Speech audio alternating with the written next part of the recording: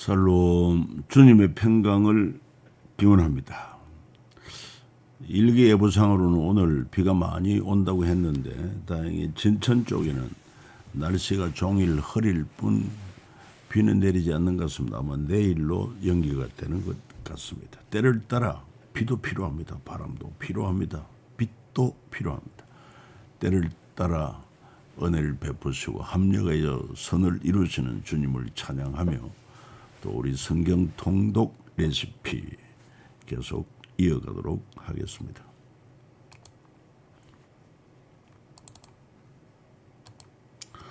오늘은 통트랙 2 왕정 500년에서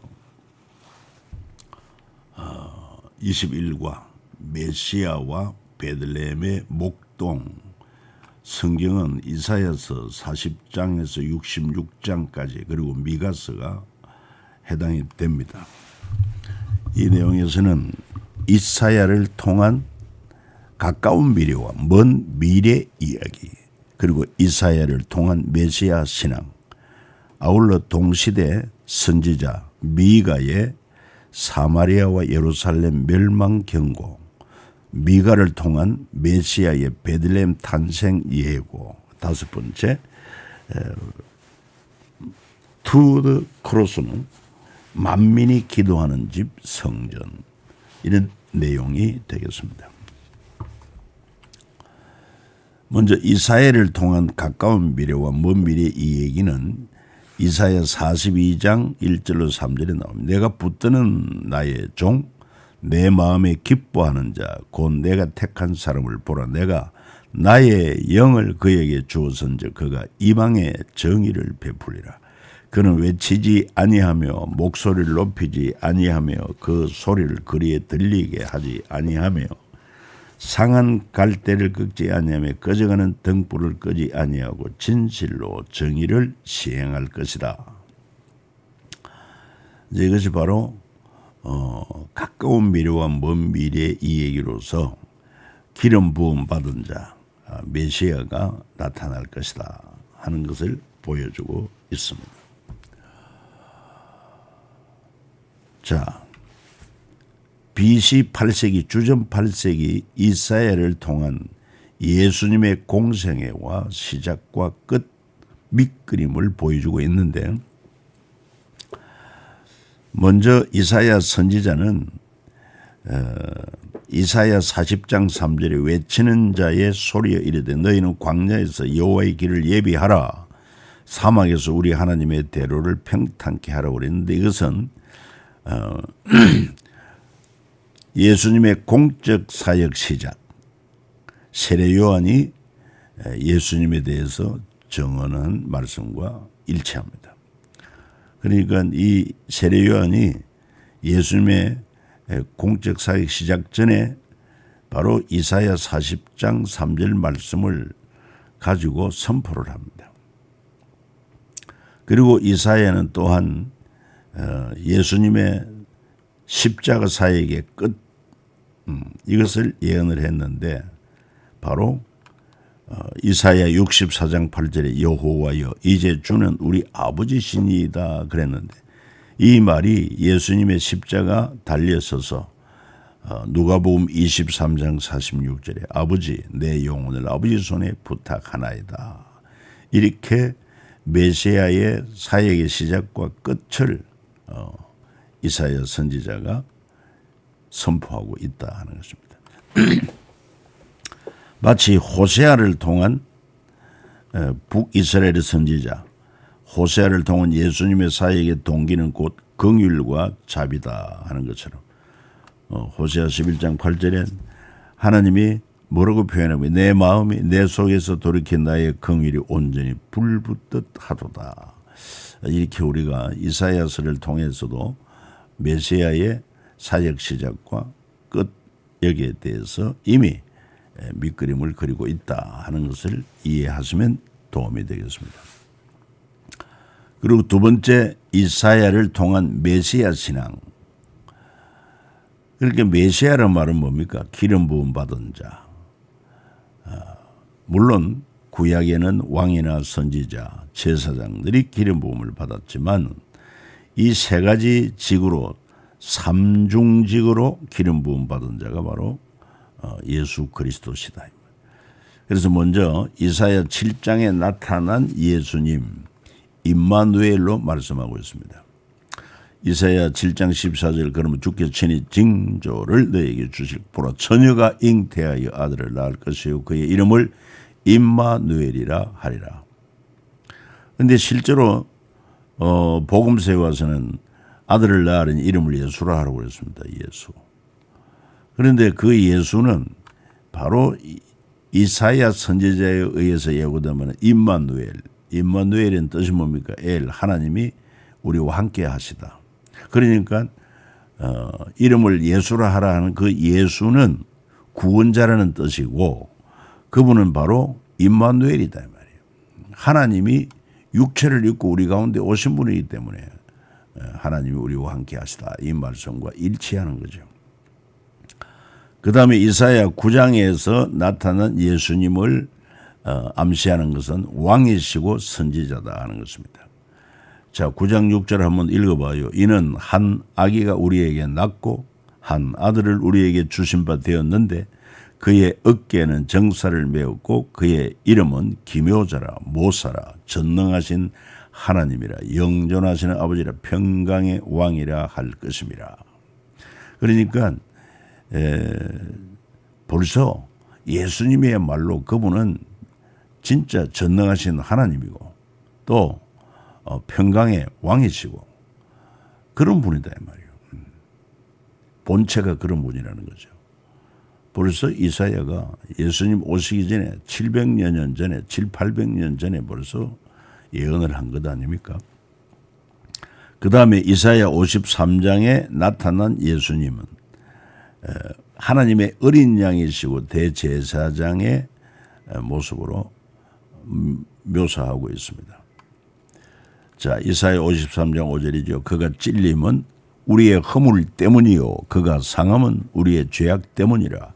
그가 징계를 받음으로 우리는 평안을 누리고 그가 채찍에 맞음으로 우리는 나음을 받았도다. 정확하게 예수님이 우리 죄를 담당한 어린 양이시고 그리고 또 뿐만 아니라 하나님 앞에 우리의 죄를 속죄하는 대제사장의 역할을 잘 보여주고 있다 하는 사실입니다. 그 다음에 네 번째 이사야 61장에 나타난 예수님의 묘사는 하나님 사랑과 이웃 사랑의 제자도를 보여주고 있습니다. 자, 이사야 61장 1절입니다. 주 여호와의 영이 내게 내리셨으니 이는 여호와께서 내게 기름을 부어사 가난한 자에게 아름다운 소식을 전하게 하려 하심이라. 나를 보내서 마음이 상한 자를 고치며 포로된 자에게 자유를 갇힌 자에게 노임을 선포하며 그랬습니다. 그러니까 우리 예수님께서도 성전에 들어가서 이 말씀을 이사야서 61장 1절 말씀을 읽으시고 이 말씀이 곧 나에게 응하였느니라 이렇게 말씀한 것을 기억하시면 좋겠어요. 그리고 이사야 65장에 나타난 예수님은 새하늘과 새 땅을 창조하신 분으로 자 이사야 65장 17절로 18절입니다. 보라 내가 새 하늘과 새 땅을 창조하나니 이전 것은 기억되거나 마음에 생각나지 아니할 것이라. 너희는 내가 창조하는 것으로 말미암아 영원히 기뻐하며 즐거워할지니라. 보라 내가 예루살렘을 즐거운 성으로 창조하며 그 백성을 기쁨으로 삼고 이렇게 말씀하고 있어요. 그러니까 새하늘 새 땅 이전 것은 기억되는 마음에 생각나지 않는다. 다시는 사망, 애통, 고가는 갚은 것도 없는 새하늘 새 땅. 이미 이사야서 65장에 메시아에 대하여 그 사역에 대하여 그분이 어떤 분이신가 이런 것을 잘 묘사하고 있다 하는 것이죠. 그리고 기름 부음 이것은 바로 메시아라는 뜻입니다. 헬라어로 그리스도는 기름 부음 받은 자라는 뜻이고 메시아는 히브리어로 대한 헬라 메시아에 대한 헬라어 크리스토스이다. 그러니까 기름 부음 받은 자, 이 그리스도는 기름 부음 받은 자라고 하는 헬라어고, 메시아는 역시 기름 부음 받은 자라고 뜻하는 히브리어다 하는 것을 기억하면 좋겠어요. 그래서 기름 부음 받은 것을 성경에 살펴보면 제사장 아론의 기름 부음 받은 것, 다윗이 왕이 되기 전에 세 번의 기름 부음 받음으로 왕으로 세움 받은 것, 메시아의 예고, 여호와의 영이 내게 내리셨으니 이는 여호와께 내 기름을 부어사, 이렇게 가난한 자에게 아름다운 소식을 전하게 하는 것, 이거는 선지자로서 또 기름 부음 받은 예수님의 모습이기도 합니다. 자, 메시아, 즉 기름 부음 받은 자를 통한 이사야를 통한 메시아의 사역. 먼저 메시아의 사명, 이사야 61장에 나오는 것이 바로 예수님의 사명서는 누가복음 4장에 나오는 것 동일하다. 가난한 자에게 복음을, 마음이 상한 자에게 고침을, 포로된 자에게 자유를, 갇힌 자에게 노임을, 모든 슬픈 자에게 위로를, 희락의 기쁨으로 슬픔을 대신하며 찬송의 옷으로 근심을 대신한다. 그러니까 이런 메시아의 사명은 예수님의 사명으로 완성이 되는 것입니다. 그렇게 미리 7, 800년 전에 이사야가 메시아의 사명에 대해서, 예수님이 오셔서 하실 일에 대해서 이렇게 예고했고, 실제로 예수님이 오셔서 이 말씀을 선포한 것을 알 수가 있습니다. 그래서 구약의 메시아에 대한 예언이 실제로 역사 가운데 그대로 성취되었다고 하는 것, 이것이 바로 성경은 하나님의 영으로 감동으로 기록된 것이다 하는 증거이기도 하고 참 진리이다 하는 증거가 되기도 하는 것입니다. 자, 그리고 이제 이사야와 동시대에 사역한 미가의 사마리아와 예루살렘 멸망을 경고하고 있습니다. 당시 북이스라엘의 수도 사마리아, 남유다의 수도는 예루살렘인데, 미가는 이 두 북이스라엘 남유다 수도에 대해 통렬한 비판을 하고, 그 내용은 두 도시의 지도자들과 거짓 예언자를 향해서, 그리고 아울러 하나님의 눈길은 이 두 수도보다 작은 마을 베들레헴으로 향하고 있다고 하는 것을 보여주고 있습니다. 미가서 1장 5절 말씀을 참고로 읽어보면, 이는 다 야곱의 허물로 말미암음이요 이스라엘 족속의 죄로 말미암음이라. 야곱의 허물이 무엇이냐? 사마리아가 아니냐? 유다의 산당이 무엇이냐? 예루살렘이 아니냐? 바로 이 북이스라엘 수도 사마리아, 남유다의 수도 예루살렘이 당시 하나님의 선지자 미가를 통해서 그들의 죄악을 책망하고 있다 하는 것입니다. 자, 난공불락의 성으로 예루살렘 성과 사마리아 성이 어떻게 되었는가? 예루살렘 성은 통일 이스라엘 왕 다윗이 건설하고, 다윗 왕에서부터 남유다 시드기야 왕까지 20대 왕이 통치한 수도, 그리고 이제 해발 640m 내지 770m의 천년 요새, 여기 위치했다 이 말이죠. 그런데 주전 586년 바빌론에 의해서 포로된 지 18개월 만에 함락되었고, 사마리아 성은 북이스라엘의 오므리 왕이 사마리아 성을 축조했고, 그래서 북이스라엘 왕 오므리부터 마지막 왕 호세아까지, 그리고 위치는 해발 430m 천년 요새요. 주전 722년, 그러니까 이 남유다보다도 먼저 아수르에 의해서 함락된 지 3년 만에 함락되고 맙니다. 포위된 지 3년 만에 함락되고 말았다. 그러니까 진정한 난국불량의 성은 이 땅에 없다는 사실입니다. 오직 주님만이 영원한 우리의 요새가 되시고 반석이 되시고 결코 망하지 않고 무너질 수 없는 영원한 우리의 처소, 우리의 또 나라가 된다는 것을 기억할 필요가 있습니다. 자, 예루살렘 건축을 다윗이 할 때 공의와 정의의 예루살렘으로 이런 목표로 건축을 합니다. 다윗이 시온 산성을 빼앗으니 이는 다윗성이라. 그리고 다윗이 예루살렘을 수도로 건축을 하죠. 물론 그는 성전을 건축할 마음을 가지고 있었지만은 그러나 전쟁을 많이 함으로 손에 피를 많이 묻히기 때문에 거룩한 성전 건축에 합당치 않다. 하나님이 그래서 아들 대에 가서 성전 건축을 하게 하리라.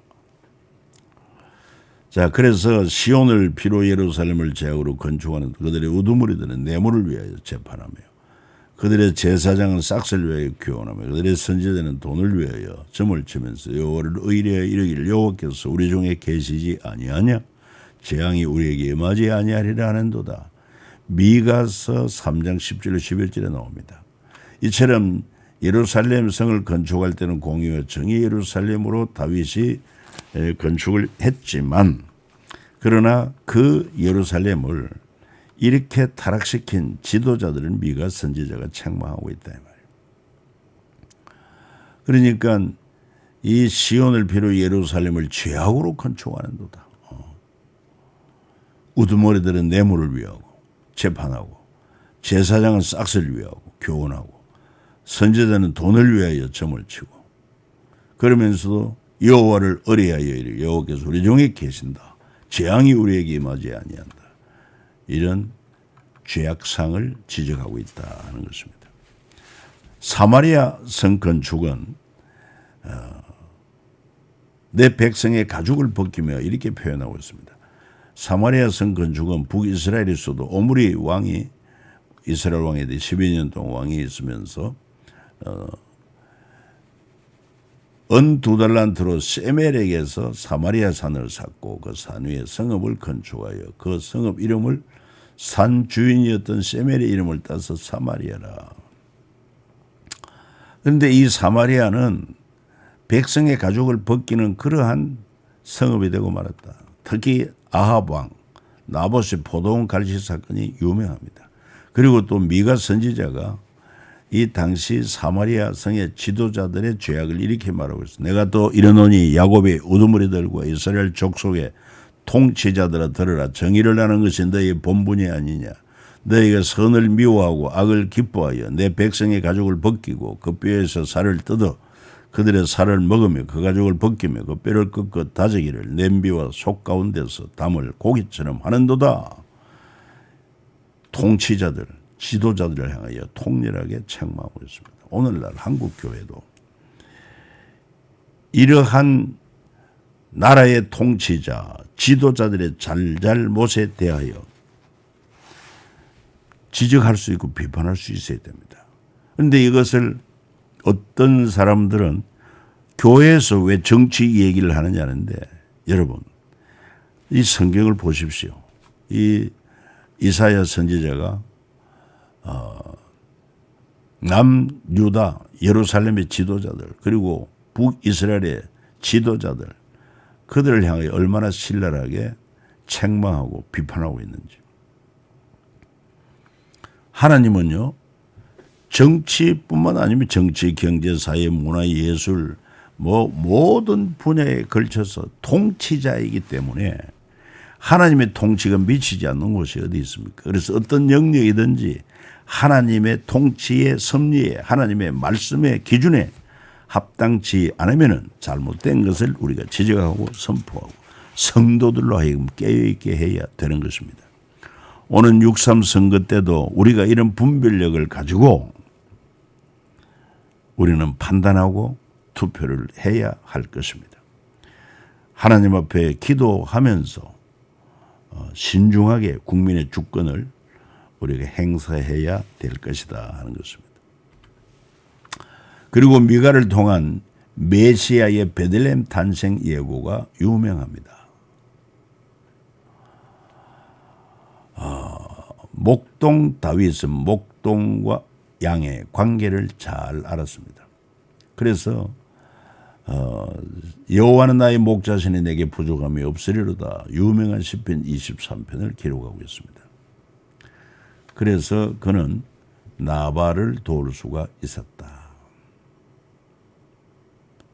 왜? 그가 목동으로서의 실제적인 경험을 쌓았고 그리고 또 하나님 앞에서도 하나님은 나의 목자고 나는 하나님 어린 양입니다. 그 다음에 예수님 탄생 때 베들레헴 목동들 누가복음 2장에 보면은 그 지역의 목자들이 밤에 밖에서 자기 양떼를 지키더니 목자들은 자기들에게 이르던 바와 같이 듣고 본 그 모든 것으로 인하여 하나님께 영광을 돌리고 찬송하며 돌아가니라. 그러니까 이 목동들은 밤에도 양떼들의 틈에서 함께 지새고 하는 그런 삶을 살았다는 것도 알 수가 있습니다.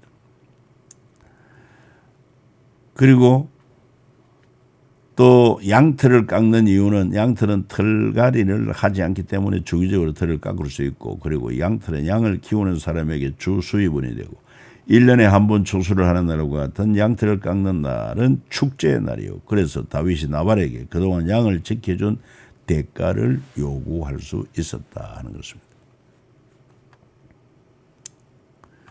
이런 목동들에게 메시아가 베들레헴에 탄생할 것을 예고했다는 사실입니다. 그래서 미가서 5장 2절에 나오지 않습니까? 바로 주권자가 메시아가 베들레헴에 탄생할 것이다. 그리고 예루살렘에서 성천할 것이다. 마태복음 1장 1절에 다윗 자손 예수 그리스도 계보라 그래가지고 벌써 이사야 선지자를 통해서 메시아가 어떤 분이냐 하는 것과 미가 선지자를 통해서 베들레헴에 태어나실 것까지도 잘 보여주고 있다. 다윗을 통해 하나님의 공의의 통치가 이루어지는 곳 예루살렘을 꿈꾸게 하시고 다윗의 통치란 권력의 공공성 12지파 모두를 위한 도시로 국민 통합을 이루는 새 수도 예루살렘을 세웠다. 권력의 목적성을 알았습니다. 제사장 나라 정치입니다. 예루살렘과 언약궤 기반 위에 세우고 권력의 법치성입니다. 권력자 다윗부터 모든 백성이 평등하게 그러니까 하나님의 법을 따라 통치를 받아야 됩니다. 오늘날 진정한 이 나라의 법치가 이루어지고 있습니까? 권력의 변동성도 알아야 됩니다. 3번의 기름 부음과 압살롬의 쿠데타를 통한 권력의 변동성을 충분히 인정하고 받아들입니다. 그래서 끝까지 예루살렘을 공의와 정의가 있는 제사장 나라 센터로 지키는 그런 다윗. 그 다음에 권력의 개성성, 하나님의 율법에 근거한 유언을 솔로몬에게 물려주며 다윗의 길을 제시했고 이스라엘이 예루살렘 중심으로 제사장 나라 이루기를 소망했다. 이게 하나님의 뜻이었습니다. 그래서 미가 선지자 예언 800년 후에 이사야와 미가 선지자 예언 800년 예수님께서 이 땅에 오셔서 진정한 통치를 보여주실 것이다. 자, 주전 8세기 미가를 통한 다윗과 예수님의 공간 이야기.